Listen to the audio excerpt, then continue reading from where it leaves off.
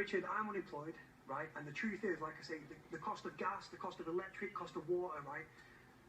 They can't afford, I don't pay it, I'll be honest with you, mate. And if people want to look down the nose, so be it, right? We have to do dodgy things, mate, to survive, because people have to cut corners. The people that are in power are doing it, right? How are they?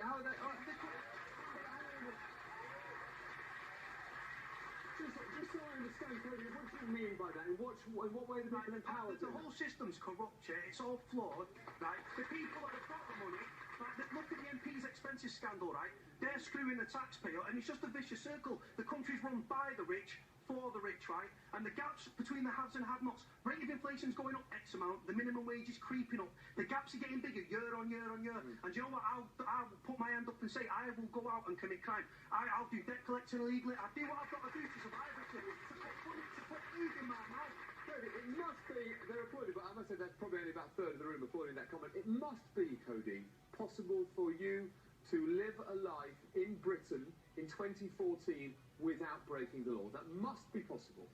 The cost of living is spiraling, is going out of control. It really is, Richard. And the fact is, people can't afford. I don't pay gas, I don't pay electric, and I don't pay water, because they're run by these big corporations. They don't pay tax neither. So if they want to point the finger at me and call me a criminal, so be it, Richard, I'll take it. I get your point, and most of them do pay tax. We've had headline ones today. What would you do, Cody? You obviously see this illustration. Was that helpful? It knocks me sick, mate. It knocks me sick, Richard. Yeah, it does, mate. The country's run by the rich, for the rich. What would you do, Cody? People like Sir Benjamin, yeah, are laughing on the way to the bank, yeah. I'm on the way to the food bank, Richard, and so are many of the people in this country. And it's only going to get worse, mark my words. Cody, thank you for your passion. I appreciate it.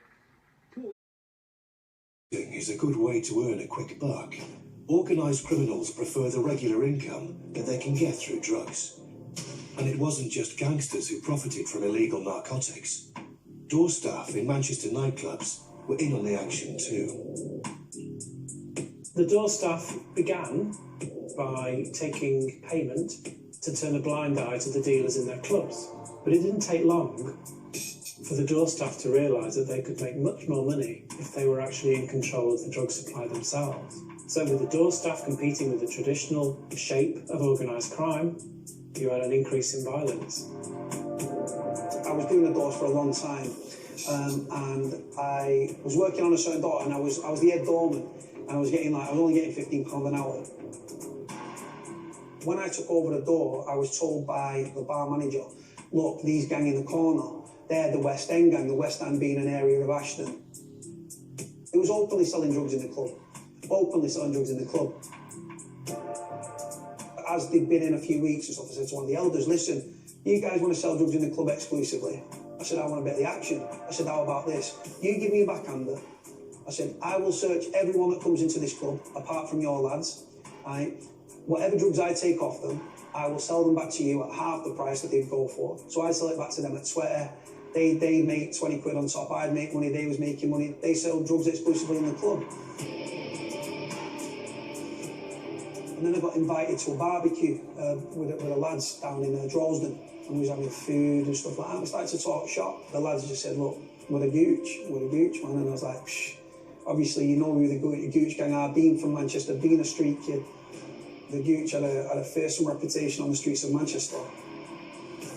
So I started selling cocaine on the door for them, and that's how I became involved with them and associated with them and stuff like that through doing that. Cody Lachey had landed himself in a prime spot, dealing for the infamous Gooch gang. But the Gooch had a long-standing rivalry with the Doddington, and that would bring trouble to his club. One night there was only two of the lads there. There was two like young lads and stuff. They wasn't big lads or anything. And they ended up getting into an altercation with some other people. We backed them and ended up smashing these kids up with them. And then after we fucked them up, we heard sirens, right? So we genuinely thought it was for us. We ran back into the venue. I ran into the back, and one of the lads followed me into the back. I said, "You can't come down here, bro." And he pulls out a 357 Magnum, and it was locked and loaded, and all the rounds were in the barrel. And he said, "Look, I need to get rid of this." I was gloved up, I had leather gloves on, so I know I wouldn't leave any fingerprints or DNA on the weapon. So I got rid of it. I got rid of it out the back of the club, past the bottle bins and everything like that. Lachey's brush with the Gooch took him into potentially deadly territory. But it was the two Gooch gang leaders that held the biggest reputation in the city. Colin Joyce and Lee Amos were known within the gang world as the Mr. Bigs. Joyce and Amos were very, very dangerous people.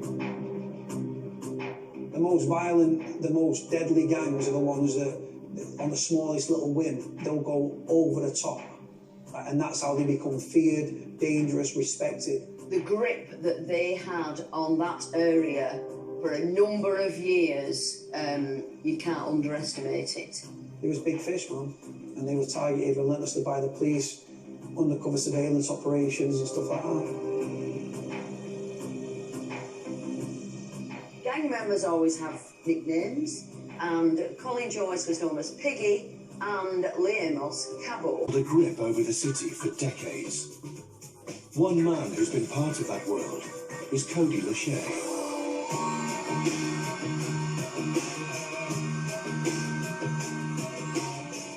Market. I was living in Rochdale, and I became involved with a group of drug dealers that was moving large amounts on a national scale of heroin and crack cocaine. I was driving around in Porsche Cayennes, Subaru Imprezas, do you know what I mean? Mitsubishi Evolutions, BMWs, M3s, convertibles. The first aim and the end goal in that world is money. But there was that much money coming in that I was sick to the back of the teeth of seeing it. Did I revel in it, in the criminality and the power and the... Absolutely. Going out to clubs, drinking Cristal champagne and living that sort of life and stuff, it was cool. How Lachey and his gang paid for their lifestyle was simple. They sold drugs to anyone that wanted to buy. A kilo of heroin is like a house brick. If you cut it with a cutting agent, right, you go from 1 house bricks to 2, you just doubled your profit straight away. Just doubled it straight out. That's how easy it is to make money with the drugs world. Looking back, I wish I wasn't involved in that world, but the truth is it made me a hell of a lot of money, and I wouldn't have had that money if I wasn't involved in the drugs gang that I was involved with at that time.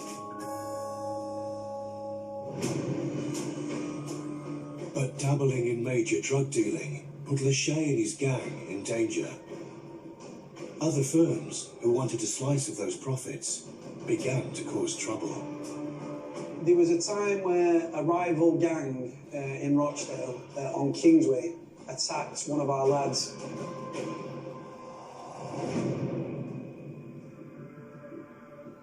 And fucked him up pretty bad, massively. Took hammers to him, golf clubs, baseball bats, just because we'd taken over their territory, sort of thing.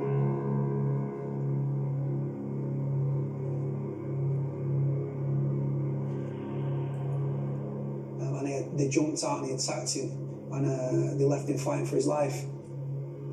He was in a bad way, man. He broke his jaw, they broke his eye socket, they stabbed him, he had a punctured lung, he had a bleed on the brain. He nearly died, man, and all because of a drugs war. When you're part of these drugs gangs or you're part of a gang, death is an occupational hazard. It comes with the territory. It's like you can't be a diver in the Olympics and not get wet. You can't let one of your boys be hurt in that regard. So obviously, your first angle is revenge. You want to do worse to them than what happened to your boy. And you want to make sure that if they attempt to murder your boy, you want to make sure that their boy's dead. If you're involved in that world and and one of your boys takes a beating and you don't do nothing about it, then your gang's going to lose your street reputation at the drop of a hat. It's like someone attacking my mother, do you know what I mean? I take it personally. It angered me a great deal, and let's just say that payback was paid, and then some. You had to do what you got to do, man. While revenge attacks are commonplace amongst the drug... The Yorkshire Ripper was. In that gang scene, in that kind of gang scene, I don't think there'll be another Colin Joyce or Lee Amos. You say that crime pays. Eventually, every dog gets caught. You will, at some time it might be 10 years, 5 years, 15 years, 20 years. Eventually, you will pay. Some people pay with a life. When death hits, it can send ripples through the underworld, and sometimes it can provoke violent retaliation. In 2011, Matthew Norford's brother, Gary, lost his life following an attempted armed robbery that went wrong. Gary's my older brother. Gary would come and he doesn't play. Gary would shoot your mum. He's serious about his brothers, and Gary was a serious gangster. I knew Matthew and Gary were very, very close. But it didn't disappear. Lee Amos's brother, God bless him, may rest in peace, Stephen Amos, was shot dead outside Bex's bar in Ashton-under-Lyne, probably 150 yards from where I was running the door. He was shot dead.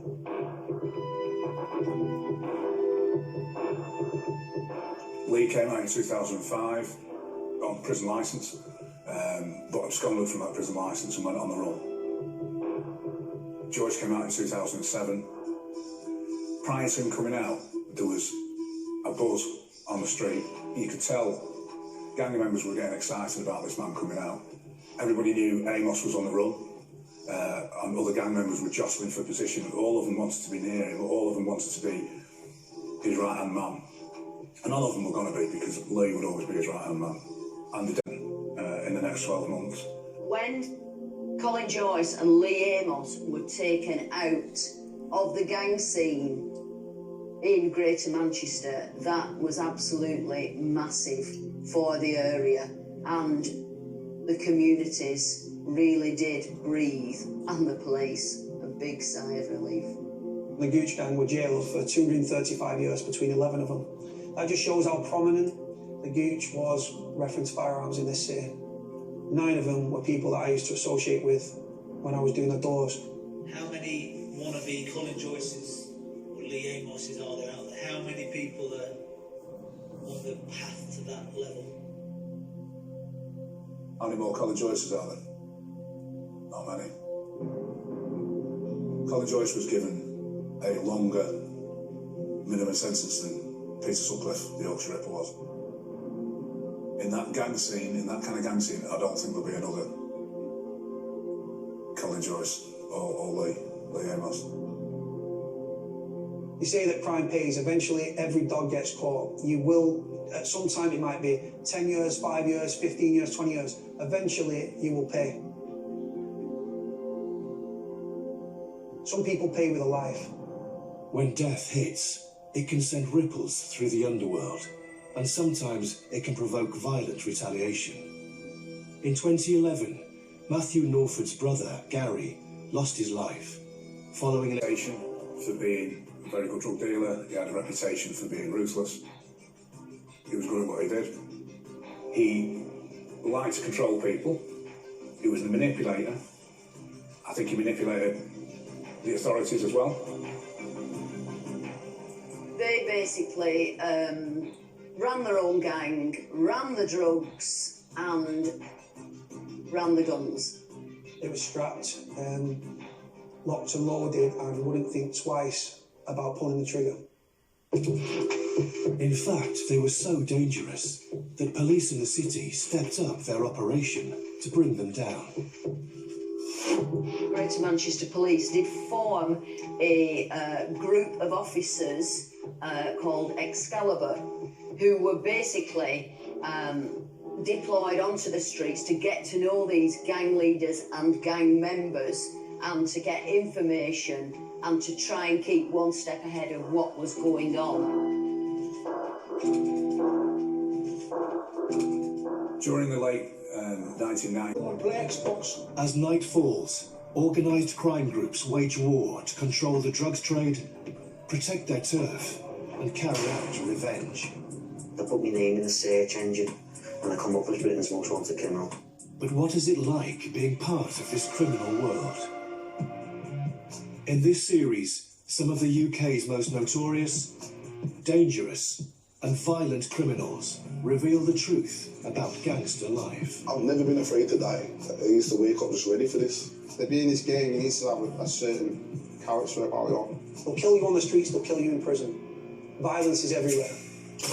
They speak openly for the first time about their regrets. It was about being ferocious. It was about who's got the biggest dick. and lift the lid on some of their most extraordinary crimes. The picture was being Bluetoothed to everyone that come in every airport across Europe. My plan was to go and murder a lot of people. I still decided to do it.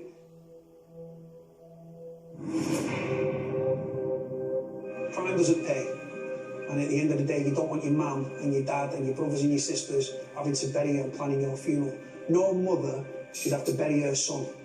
And tragically, it's happened here in Manchester countless times. I got shot in both my legs, my penis, my testicle, and I've got a bullet in my leg. I lost my brother, my other brother got stabbed. You have to take it on the chin, because you signed that piece of imaginary paper to say you will give your life to the streets. So as a gang member, I don't feel bad that I shot other gang members. You joined it, you were trying to shoot me. But for all their girlfriends and sons and daughters that have injured. Seized in raids on Moss Side, old army pistols can be bought on the streets at £50 a time. Automatic weapons like Uzi submachine guns are available to the drug dealers for just £300. The situation even leads to the media renaming the city Gunchester. A drugs war, feasting like a parasite here, is thought to have claimed at least 8 lives in Moss Side's crime wave. I was shot at the back of a club. Oh, as a result of that, I used to wear a bulletproof vest. I don't care if it was a wine bar, I don't care if it was a posh joint, I'd wear a bulletproof vest. Manchester's a very vibrant city. People see the shops, people see the football, like Manchester United, Manchester City, but the city has and always will have a violent underbelly. Most people here on Moss Side have never seen a gun, but in the twisted logic of the drug-dealing gangs who claim this area as their own, violence means respect. I think it was rumoured the police spent about £1 million surveilling Dominic, which is a hell of a lot of money, and they didn't even get him with even a parking ticket. If you're going out and committing crime, right, and don't have your mobile phone on you, that's banging off cell sites left, right and centre that can locate you. We travel in convoy and we'd use radios, because you can't, unless you know the frequency that we was on, you haven't got a clue. If you're committing crime, you've got to be forensically and digitally aware. You've got to factor in the seat of law enforcement when you were doing what you were doing. The nature of their work meant there was always a threat that they were being surveilled by, police teams. They were conscious of police methods, they were conscious of police tactics. Dominic was #1 on Greater Manchester Police's shit list, right? He was their #1 target. I think he enjoyed it. I think he enjoyed the cat and mouse with the police. I think he enjoyed the notoriety of it, and I think he enjoyed the attention, the media attention that came with it.